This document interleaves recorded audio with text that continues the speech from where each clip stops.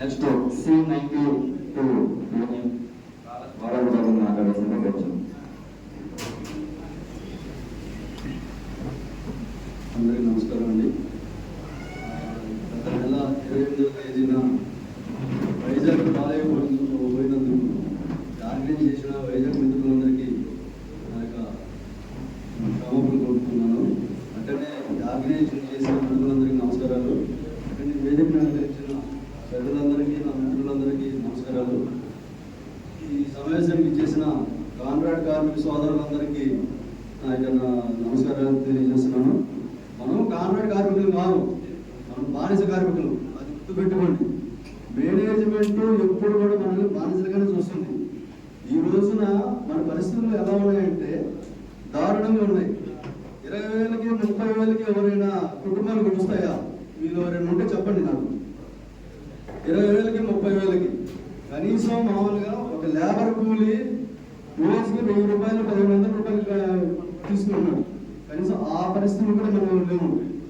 కేవలం మేనేజ్మెంట్ మనల్ని ఎంతవరకు ఉంచాలో అంతవరకు ఉంచుతుంది. దానికంటే మేనేజ్మెంట్ బాగానే ఉంటుంది, పాలకులు బాగానే ఉంటున్నారు.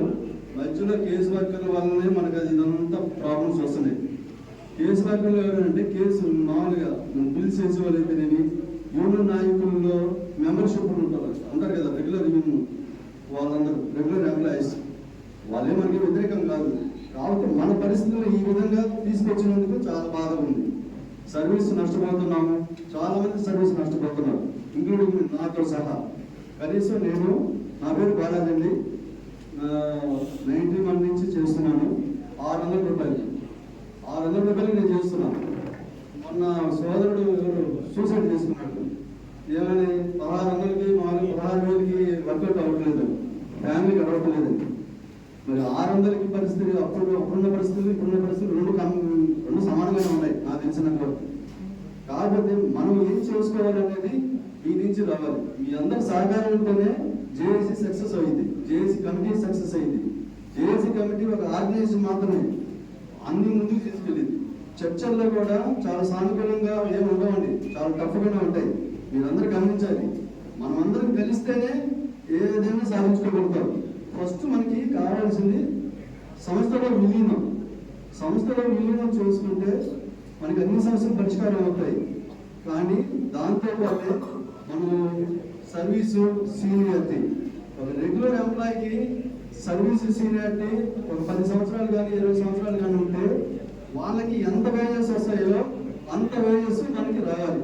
ఇంకోటి ఏంటంటే 2026 పిఆర్సీ ఏదైతే ఉందో ఆ 2026 పిఆర్సీలో ఎంత ఫిట్మెంట్ అయితే రెగ్యులర్ ఈ పిఆర్సీలు ఏదైతే అనౌన్స్మెంట్ చేస్తారో ఆ పిఆర్సీ మన కాంట్రాక్ట్ కార్మికులందరికీ వర్తింపు చేయాలి.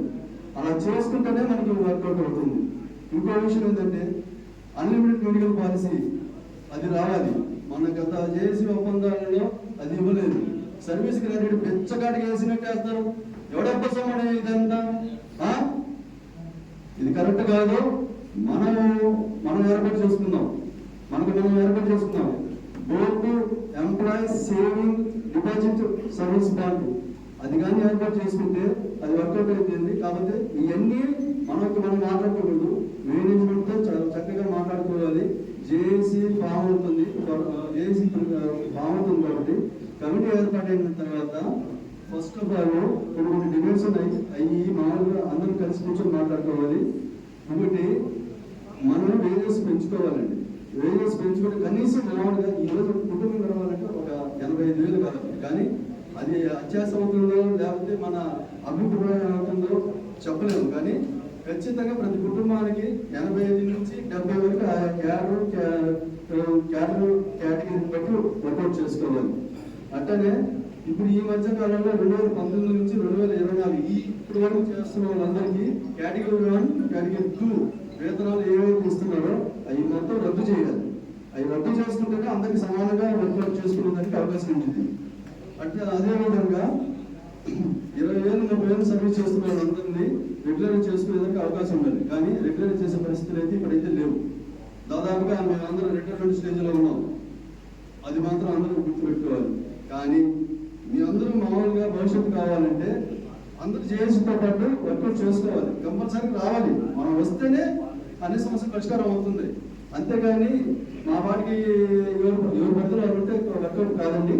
ఒక విషయం గమనించుకోవాలంటే కార్మికులందరూ జేఏసీ కమిటీ ఏర్పడే మరుక్షణమే ఆయా జిల్లాలలో కానీ డివిజన్లో కానీ ఎవరైతే యాక్టివ్ పర్సన్స్ ఉన్నారో వాళ్ళందరితో కమిటీలు ఏర్పాటు చేసుకోవాలి. ఒకటి, జేఏసీ కమిటీ ఏర్పాటైన మరుక్షణమే ఫుల్ టైం పర్మిషన్ కమిటీ నాయకులకి కంపల్సరిగా యాజమాన్యం ఇవ్వాలి.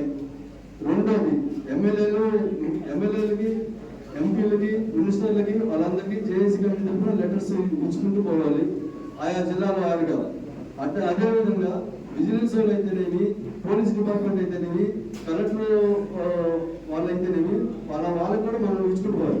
దశల వారీగా ఉద్యమాలు చేసుకోవాలి. ఇవన్నీ ఒక నెలలోనే మనం సాధించుకోవాలి.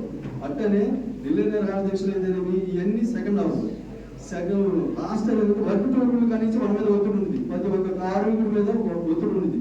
ముఖ్యంగా షిఫ్ట్ ఆపరేటర్ కార్మికుల మీద ఒత్తిడి ఉంది. అదేవిధంగా వాళ్ళు 8 hours అయితేనేమి, మామూలుగా 1 day అయితేనేమి వాళ్ళ ఇష్టం వచ్చినట్టు తిప్పుతూ ఉంటారు. మీరు ఒకటే గుర్తు పెట్టుకోండి, సార్ మా భవిష్యత్తు కోసం జరుగుతున్న పోరాటాలు మీరు మాకు సహకరించండి. మేము మామూలుగా మీతో పాటు మేము జర్నీ చేయాలనుకున్నాం కాబట్టి మాకు పర్మిషన్ ఇవ్వండి అని ఎక్కడికక్కడ మోటివేషన్ చేసుకుని వర్కౌట్ చేసుకోవాలి.